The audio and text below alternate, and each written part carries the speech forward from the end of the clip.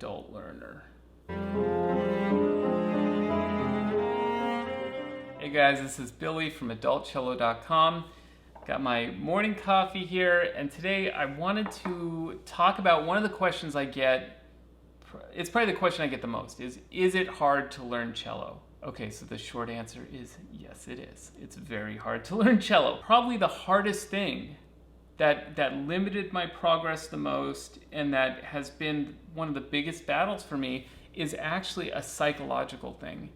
And it's that stigma that if you don't start something like cello at a young age, there's just a cap on what you can achieve, and essentially as an adult learner, you'll never become a high caliber player. It's just not within the realm of possibility. Having started the cello at 25, for years I felt like I was kind of hiding this dirty little secret I had. And I literally hid it. If people called me for a gig, any kind of work, I felt panicky if they started asking me, what's your experience with cello? Like, where'd you go to school? When'd you start? Honestly, I felt kind of like Hester Prynne in Nathaniel Hawthorne's Scarlet Letter.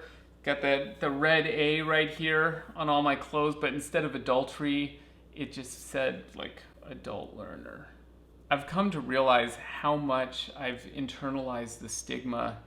I would, even after a few years of playing, I would be the first person to be like, that's bullshit. You can learn, you can do anything you want. But on the inside, I was totally self-conscious about when I started playing. And the way I knew that is that when I would get these opportunities to take a lesson with a world-class teacher, which I was super fortunate to have that happen with a few different people who really helped me.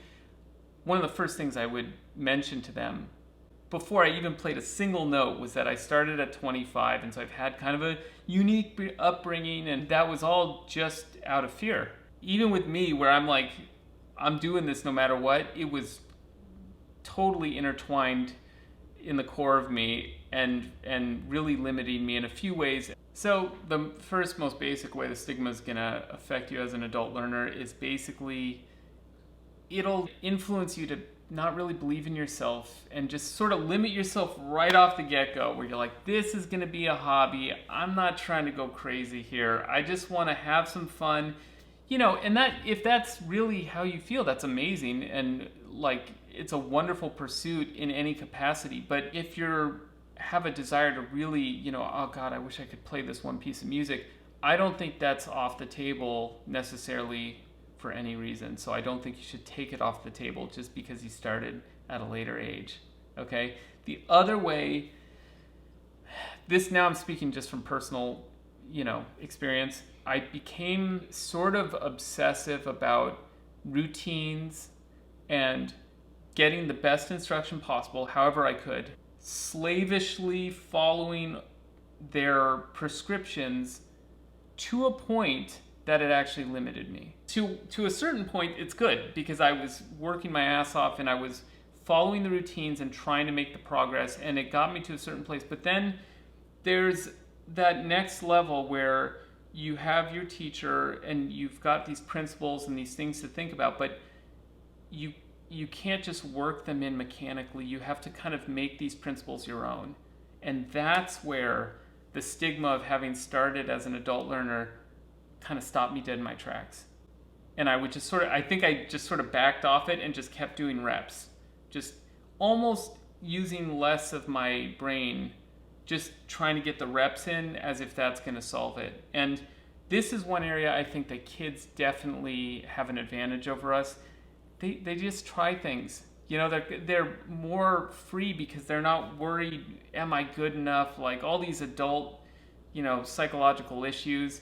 They just try things and the things kind of work, and they don't worry if it's not working right away. It's like they're just, okay, mom said I have to practice, I'm going to practice. Oh, look, now, I got spiccato, it just works now. You just kind of do this thing, so that's what, as an adult learner, I'm trying to cultivate more, is not feeling like a slave to instruction and taking these things I've learned that I've been so fortunate to have learned from great teachers, but then also thinking on my own and trying to incorporate them. The real life example of what I'm talking about. I was super fortunate to get to study at Meadowmount School, which is a school for kind of gifted youngsters. So I was very old. I was older than the counselors. It was very awkward, but I didn't care because I was there to learn cello. I studied with an amazing, amazing teacher, and I was so fortunate to get to study with him. But something happened it's an 8-week course. You know, you're just in a cabin. For me as an adult, it's amazing. There's no cars, there's no cell phones. You're just, all I can do, I just obsess about cello. It seemed like the perfect recipe for, you know, progress, but about halfway through, what he's asking of you, it just becomes more and more. And the more he would sort of try to push me to that next level each lesson, I think I just got freaked out that I was too old. You know, you see these kids, the kids right and left, they're half my age, less than half my age, and they're just flourishing. Like, it's disgusting how much progress they're making. And I just kind of buckled, and I just was like, okay, I got to work really hard. So I practiced 6-7 hours a day, but with that mindset of just kind of slavish routine, almost like I was in a submarine and I'm just like shoring up all the bolts so that the water doesn't come in. Do you know what I mean? It ended up kind of screwing me over. I had this kind of real strong progress in the beginning, and then it was just sort of like I was kind of like hitting a wall. And I think that was basically what happened, is I just freaked myself out because I wasn't willing to take a childlike approach, problem solve on my own, and to creatively use this instruction I've gotten from these great teachers. That's been the hardest thing. Okay, it's afternoon now. I finished editing, didn't like how the video ended, so I'm going to end it right here. So to kind of sum things up and maybe offer a little friendly advice, I think the more we can become aware of these kind of extra psychological elements that affect us adult learners, the more we can handle them and clear the path, the faster we can go down that path towards our goals. So I hope that helps. If you found it helpful, please consider subscribing to my channel. It would really mean a lot to me, and thanks for watching.